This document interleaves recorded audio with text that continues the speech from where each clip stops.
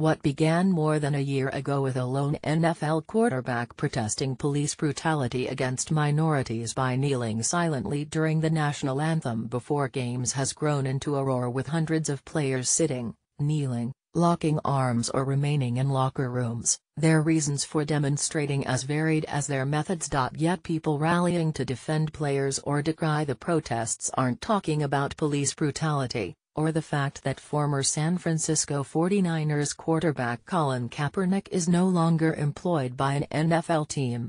Especially after President Donald Trump weighed in repeatedly to say that players should stand for the anthem or be fired for their defiance. Before NFL games began Sunday, the discourse had morphed into a debate over the First Amendment, Trump's insults, how much the NFL has been paid by the U.S. government for its displays of patriotism, and the overall state of race relations in America. Support and criticism came from fields well beyond the gridiron, including NASCAR, the NBA, MLB, activists, journalists, entertainers and politicians. Some worry that the expanded reasoning for the protests, fanned by the president's incendiary stance, could dilute the passion and the permanence of its original cause, drawing attention to interactions between police and minorities. The issue has morphed beyond that because Mr. Trump has interceded, the Reverend Jesse Jackson said. More than 200 NFL players and owners, even anthem performers, found ways to show dissent during pro football games over the weekend. Raised fists and other gestures came after Trump's comments at a Friday night rally in Huntsville, Alabama, where he mused to the crowd, "Wouldn't you love to see one of these NFL owners, when somebody disrespects our flag, to say, 'Get that son of a bitch off the field right now. Out. He is fired. Fired.'" Trump's remarks set off a firestorm on social media. Ken Miles, a community organizer and entrepreneur living in Harlem, created a petition on Saturday around the emerging #TakeTheKnee #in response. "This weekend was just a reminder of the role that power plays in this conversation," said Miles, 32. The President of the United States leveraging his influence to call out players exercising their rights is an abuse of power.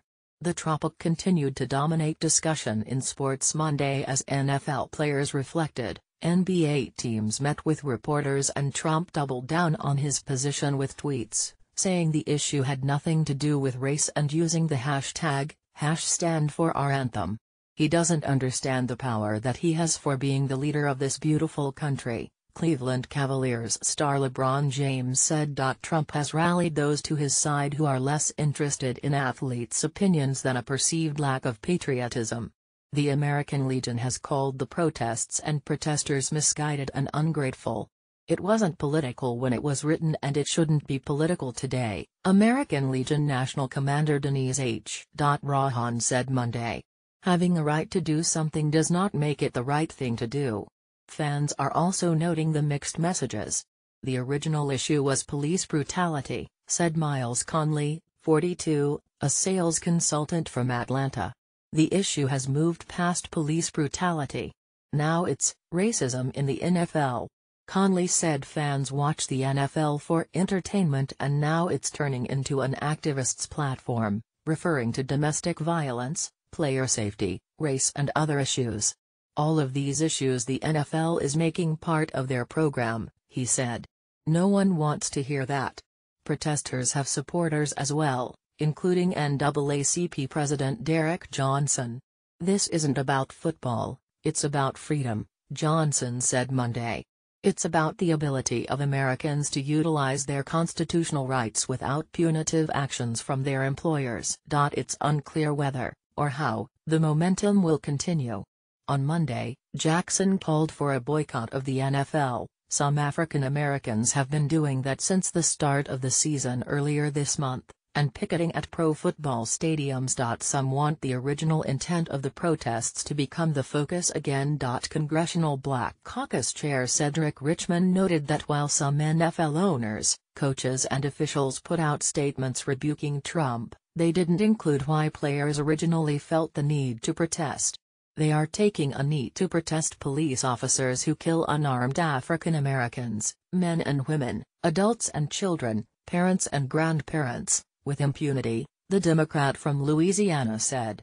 They are taking a knee to protest a justice system that says that being black is enough reason for a police officer to fear for his or her life.